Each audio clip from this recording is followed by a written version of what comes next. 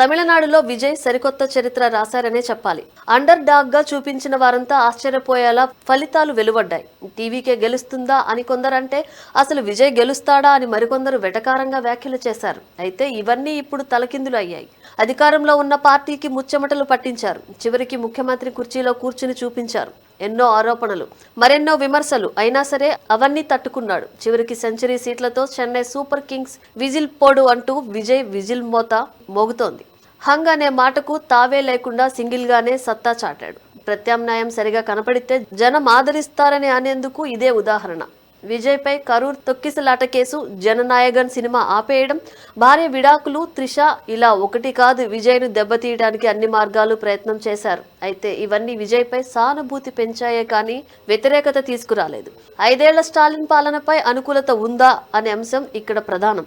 5 ఏళ్ల స్టాలిన్ ప్రభుత్వంపై ప్రజల్లో కావాల్సినంత వ్యతిరేకత వచ్చింది. ఇందుకు ప్రధానంగా స్టాలిన్ కుమారుడు ఉదయనిధి స్టాలిన్ చేసిన వ్యాఖ్యలు ప్రజల్లో ఆగ్రహం తెప్పించాయి. సనాతన ధర్మం సహా పలు అంశాలపై ఉదయనిధి స్టాలిన్ వివాదాస్పద వ్యాఖ్యలు చేశారు.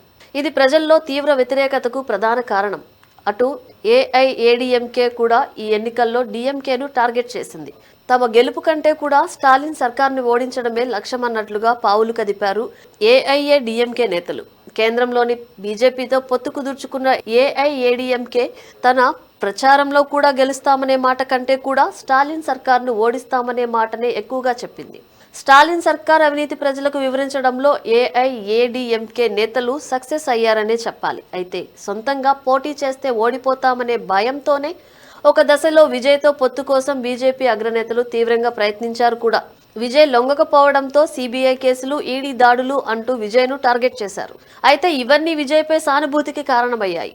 ఇక టికెట్ల కేటాయింపులో విజయ్ అనుసరించిన వ్యూహం ప్రత్యర్థులకు షాక్తో పాటు ప్రజల్లో కూడా టీవీకేకు అనుకూలంగా మారింది. టికెట్లను ప్రకటించిన విజయ్ తన డ్రైవర్ కొడుకు శబరినాథ్ను విరుగంబాక్కం నుంచి పోటీలో నిలబెడుతున్నట్టు ప్రకటించారు. ఇది అక్కడ ఉన్న వారితో పాటు తమిళనాడు మొత్తాన్ని ఆశ్చర్యానికి గురి చేసింది. తమిళ రాజకీయాల్లో ఇలా ఇప్పటి వరకు ఒక్కసారి కూడా జరగలేదు.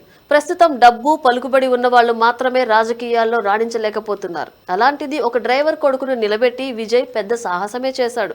సింగిల్ గా పోటీ చేసి అటు జాతీయ పార్టీలతో కానీ ఇటు ప్రాంతీయ పార్టీలతో కానీ పొత్తు గాని లోపాయికారి ఒప్పందం చేసుకోకుండా ప్రతి నియోజకవర్గంలో కూడా విజయ్ మాత్రమే నిలబడుతున్నాడు.